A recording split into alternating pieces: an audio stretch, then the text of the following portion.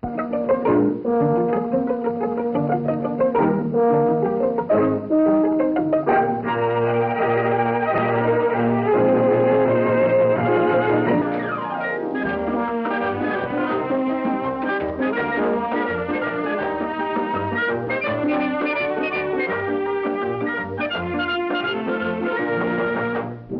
Loretta Young Show.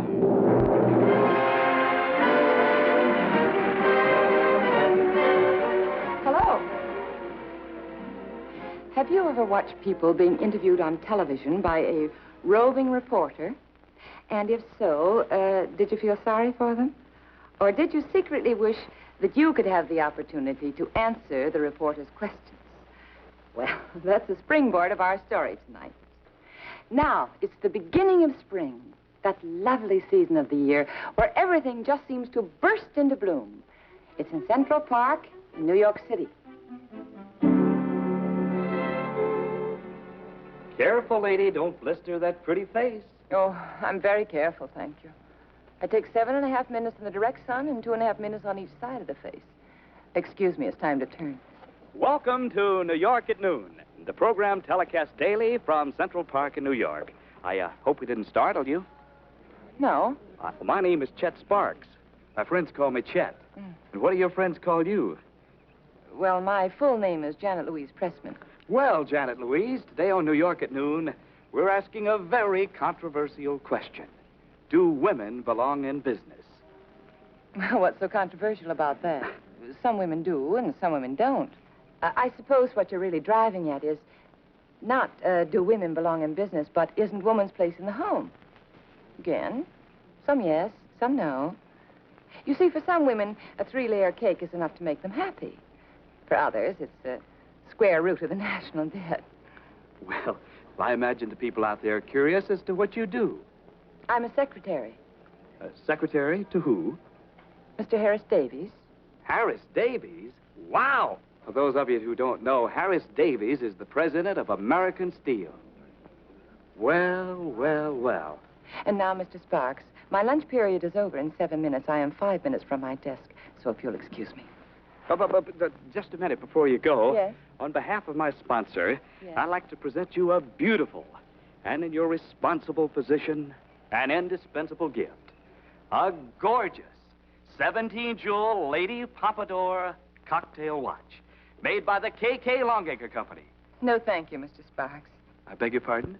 I said no, thank you. You see, I never wear a watch. Oh, it's lovely, but I have no use for it. Oh, Janet Louise, you must be pulling our leg. Now, how could you possibly manage your busy day without a watch? Well, I always know what time it is. How? Well, I just know. How? Well, you see, it's very simple. I mean, there are exactly the same number of seconds and minutes and hours in every day. Now, we experience this passage of time from the moment we're born, even before.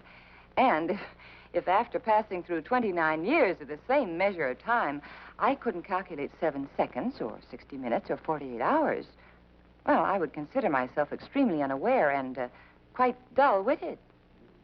All right, Miss Pressman. Exactly what time is it? 12:54. It's really very simple. All you have to do is put your mind to it. You could do it. Blevins! Anybody could do it. Marshal! Sam! Everybody! Yes, KK. Turn that box off. We're ruined. Idiots. Ruined by shop girls and idiots. Get me Chet Sparks. He's still on the TV, KK. Then get him over the TV. He's fired. Letting her run over the mouth about the inner delight of always knowing what time it is. So swallow a watch. A Longacre watch. No one can tell the time without a Longacre watch. Do you understand? No one. And I won't have the American people getting any foolish notion that they can. It's 12:54, Mr. Sparks, and I'll be late for work. She was right, KK. It was 12:54 exactly. Get out of here, all of you. Get out. Blevins, Yes, listen to me. KK. How much steel do we buy from American every year? Well, KK, I'd say roughly $1.5 million. Get me Harris Davis of American on the telephone. Yes, KK. Marshal, I want you to lay out a full-color page for the Sunday newspapers and the slick monthlies. We'll photograph this little timepiece in a classy office setup. She'll be smiling over her typewriter from ear to ear. And the object of her sheer delight will be a 17-jewel Lady Pompadour cocktail watch on her fat wrist. You shut up. Harris Davies on the phone, KK. Mr. Davies, this is K.K. Longacre. Yes? Yes? What? Mr. Longacre, I don't think I heard you correctly. If you'll just control yourself a moment, I'll ask Miss Pressman. She's right here in my office. Well, Miss Pressman, would you consider posing for an ad, wearing a Longacre watch, and signing a testimonial which reads, how does that testimonial go again, Mr. Longacre?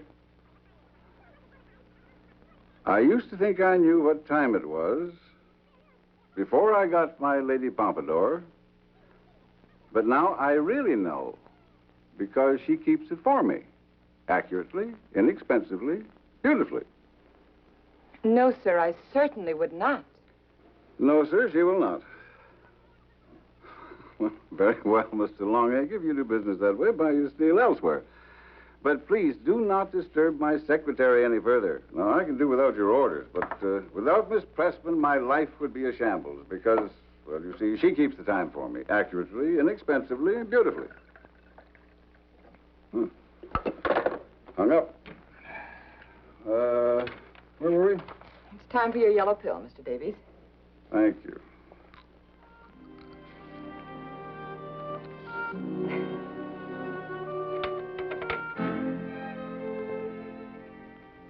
You see this, Max? I'm a loyal employee. I only read the Manhattan. Well, friend, we're scooped on a funny. No need for clock watching, says Executive Secretary. Oh, hello. Pretty Janet Louise Pressman upset the New York at Noon TV show yesterday when she refused to accept a Longacre watch, the sponsor's product. Who needs a watch, Miss Pressman theorized? I always know what time it is. I wonder if she has a Swiss movement. Well, after a brief interview, Jess, I'm sure you'll be able to tell us. She doesn't sound like my type. I don't like girls that tick. You take Max with you. I want a cartoon with this story. Here, the address is in the article. And after you've finished with her, call on K.K. Longacre. And Jess, don't fool around with this one. She's obviously a crackpot. Who needs it? I've got a watch. Come on, Maxie.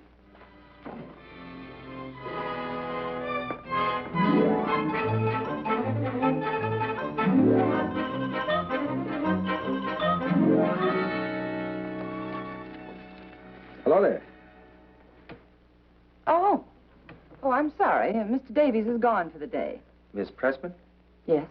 Max Flynn. How do you do? Hi. I'm Jess Hayes. How do you do? Manhattan Magazine. Oh? Miss Pressman, we read about you in this morning's paper. Mr. Hayes, I think this joke has gone far enough. Joke? We weren't aware that it was a joke, Miss Well, Pressman. it certainly isn't amusing to me. But lately I seem to be the source of a great deal of hilarity to a great many people. Well, now, the Manhattan is an intellectual magazine, Miss Pressman. Oh, I'm familiar with your editorial policy, Mr. Hayes. The Manhattan is the intellectual's comic book. We do have our lighter side, true. Oh? Do you intend to start a campaign against timepieces? Well, certainly not. I mean, if other people are too sluggish to be aware of the basic elements that go into making up their everyday life, well, this is no concern of mine. I gather, Miss Pressman, you value time very highly. I'll wager you don't waste it foolishly on movies, dancing, picnics, men. Yes, I do value my time very highly. And no, I do not waste it on foolish men or movies. Now, if you'll excuse me. Oh. Yes, Miss Miller. No, I do not wish to see them. Well, just tell them what I told the television men this morning. I'm not a freak, and I will not under any circumstances appear on Aren't We Strange? Oh, so they want you to appear in Aren't We Strange? Obviously, you heard the conversation. And now, if you'll excuse me, I have another appointment. Be sure to get a copy of Friday's Manhattan. You'll be in it. It is 11:17, and I am already late for another appointment. Right on the nose. Hey, you're for real. Goodbye, Mr. Hayes. Goodbye, Miss Pressman. Come on, Max. Goodbye, lady. Oh, goodbye.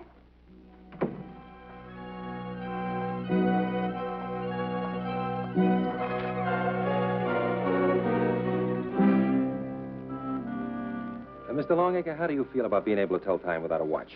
No one can tell time without a watch. A Longacre watch. Well, now, we just left Miss Pressman, and she certainly told us what time it was. How? How? It's impossible. Now how? Would you like me to tell you how, sir? Do you know? She has a watch hidden. A Longacre watch. No, Mr. Longacre. There's no watch, no wires, no tricks of any kind. Miss Pressman always knows the time simply because she's never been emotionally involved enough to lose track of it. She's never been swept up in an experience so wonderful to her that she wished it would last forever. Or consequently, she's never been tempted to cheat time, as so many of us do, or as we say, pull back the dawn. No, Miss Pressman just plods along, minute by minute, ticking off each one in her very practical, very pretty little head. If she'd ever lose herself, Mr. Longacre, she'd also lose track of the time. You seem to know a great deal about women, young man. Well, they were my major in college, sir, and I've done a little research since. I think, Mr. Longacre, I could be of assistance to you in handling Miss Pressman. Now, let me tell you something. My father and my father's father were watchmakers. We Longacres know watches. She'll need no handling, young man, because no woman can compete with a Longacre watch. I don't care how emotionally uninvolved she is, she can't do it. Well, sir, you'll get a chance to see for yourself when she appears on Aren't We Strange. What? Aren't We Strange? It's a TV show. Very good. Millions watch it. Miss Pressman is going on to demonstrate to the American people how to tell time without a watch. She's going to what? Demonstrate how to tell time without a watch. Over my dead body. I'll sue, I'll kill. Bevins, Marshall, anybody. Call me if you need me, KK. Like I said, maybe I can help. Well, I guess we've caused all the damage we can here. The little lady said she wasn't going on any program, so why did you upset the old guy? Well, now, Miss Pressman is a very obstinate person. If she's told not to appear on that show, she'll break her neck to be on it. Yeah. So she goes on the show. Where do you come in? Someplace, I'm sure. Well, Mr. Longacre is a very rich man. If someone causes Miss Pressman not to appear on the show, or better still, to appear and make a fool of herself, well, then he should be very grateful to that someone, huh? I guessed wrong. I thought you liked her. Oh, no, you guessed right, Max, my boy. I do like her. To get a cold shoulder once in a while is intriguing. It's a challenge. So what's wrong with making a few bucks while I unwind the young lady? You are rotten. At some things, yes. Come on. Thank you, Miss Pressman. Quite an article about you in the Manhattan. Oh, yes, I saw it. I thought it was very perceptive and sensitive and truly witty.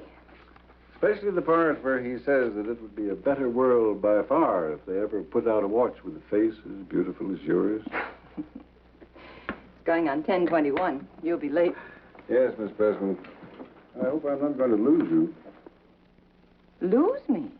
Well, all this notoriety, newspapers, magazines, television shows. Oh, well, that's the last of the articles. And there's only going to be one television show. Oh, it is against my principles to make a public exhibition of myself. But it's more against my principles to be intimidated. And no one is going to dictate to me what I can or cannot do, including Mr. K.K. Longacre. People are Strange is one of Mrs. Davies' favorite programs. Oh, really? It is now 10:22 And 30 seconds. 40 seconds. You know, that writer fellow was right. It would be a far, far better world. Oh, Mr. Davis.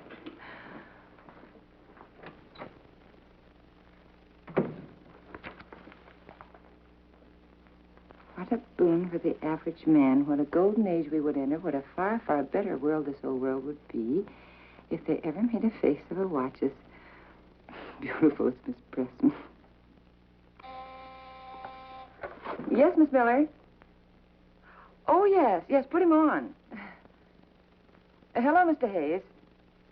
Oh, indeed, I did read it. I'm afraid I owe you an apology. Nonsense, Miss Pressman. Certainly, I understand. Well, thank you. We were all very happy the way the article turned out.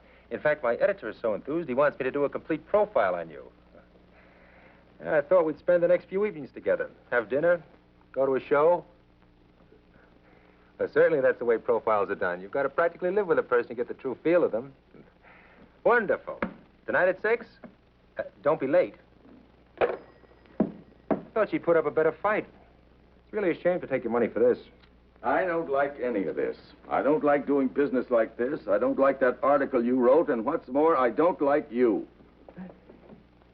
You are not an unmarried young lady with unfulfilled dreams of Prince Charmings and white Cadillacs. They like me fine.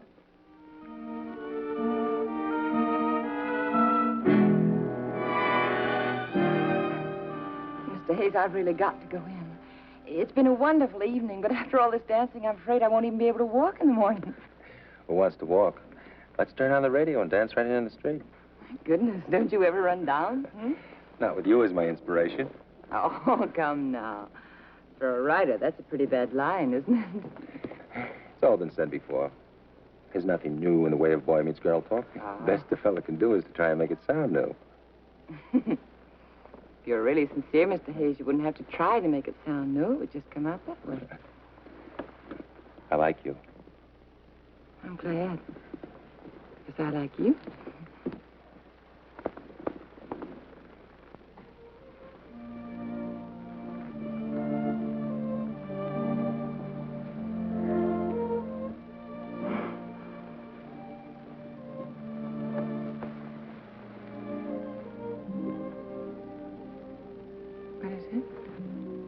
Have you ever been in love?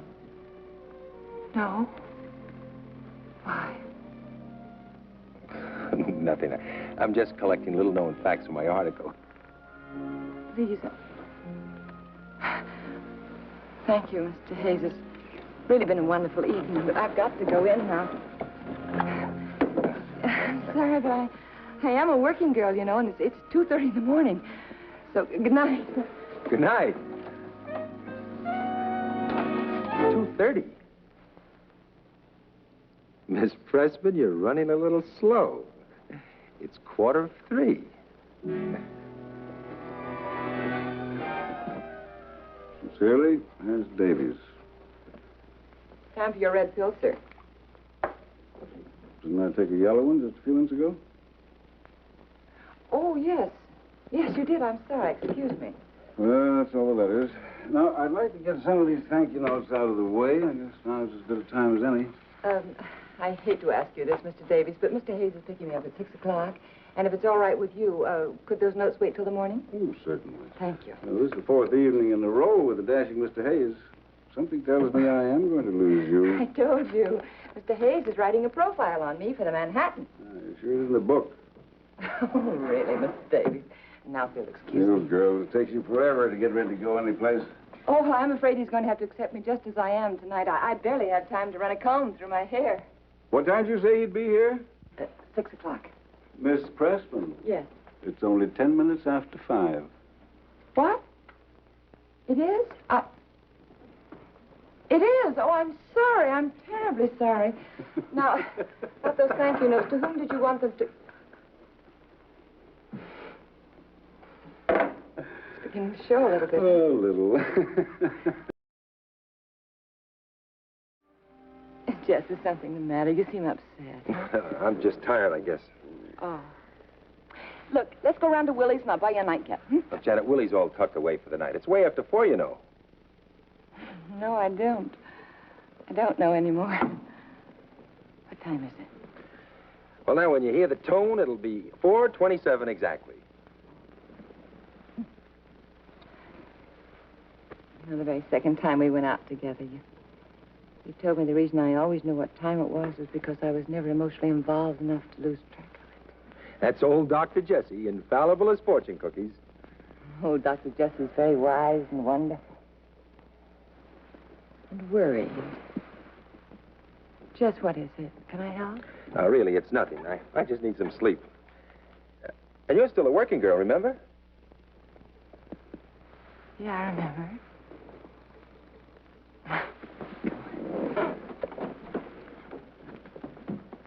Will you call me in the morning? You know, I'm getting so I don't trust my alarm clock anymore.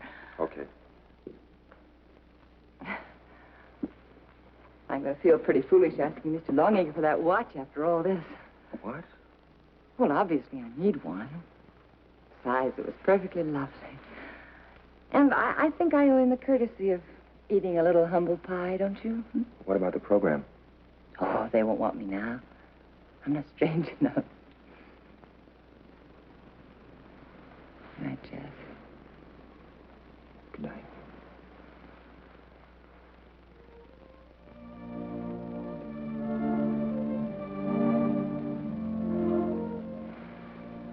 See you tomorrow? I'll call you. Right.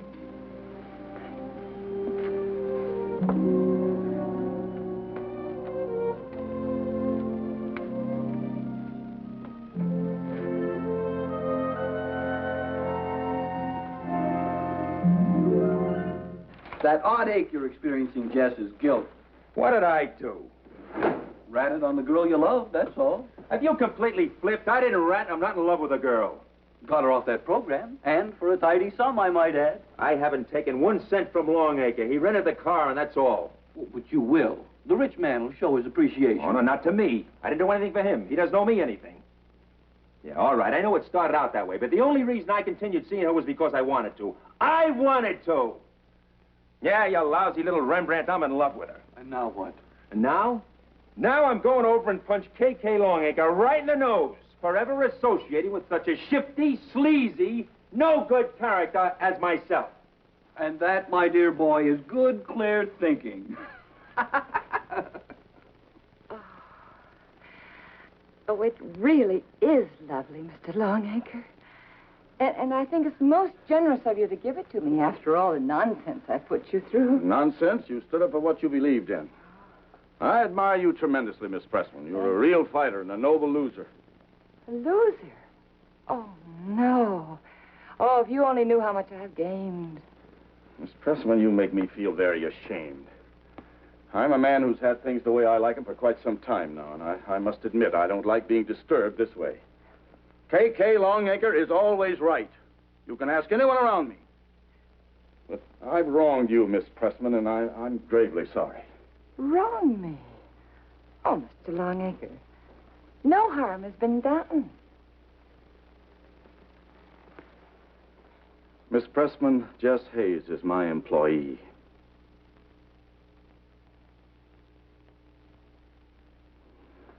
I thought the most important thing in the world was keeping you off of that program. And Mr. Hayes thought that he knew how to do it.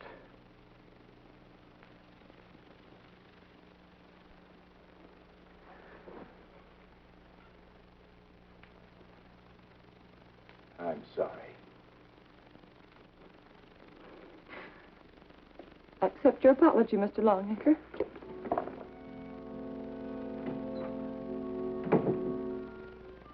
Miss Miller, I don't want to be disturbed unless it's Mr. Davies himself calling long distance.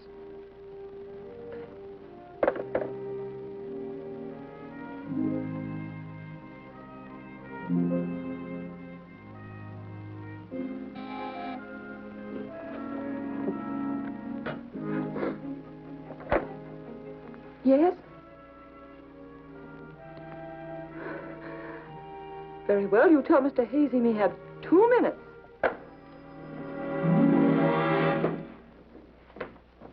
2 minutes? 2 minutes. I'm going to make you understand if it takes 2 years. You have already wasted 25 seconds, Mr. Hayes. Look, I never lied to you. Not about anything that counts. And I'm not going to lie to you now. I just left Longacre. I went over there to tell him I didn't want any of his money. And I went over there mad at myself and mad at him. He told me you'd been there. I was going to tell you. You have to believe me. It's the truth. No. Why should I believe? Because I love you and you love me. Oh, Lord, Jess, I haven't changed my mind. I'm not going on that program. There's really no reason for all this. Look, Janet, I've been alone all my life because I've been too selfish to share myself with anyone. You've been alone because you were too afraid. Now, we were together. You know that. You weren't afraid and I wasn't selfish. Not too. No, you were wonderful. Yeah, I was a perfect doll because it was all part of the plan to have you like me. But when it happened, my only plan was to love you. Jess, Look, what do I want with you? I'm an opportunist. Are you the richest girl in the world? I don't think so. Are you the prettiest girl in the world? Not quite. What are you going to do for me socially, professionally? What do I want with you? I want to love you. Look, I'm rotten. This is the first time in my life my intentions have ever been honorable. Don't discourage me.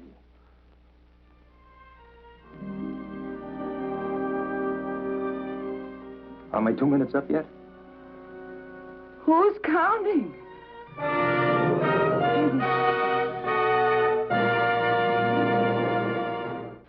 I heard it said once, to know the time is fine, to use it well is divine. Well, good night. See you next week. Visit Loretta Young next week. Same time, same station.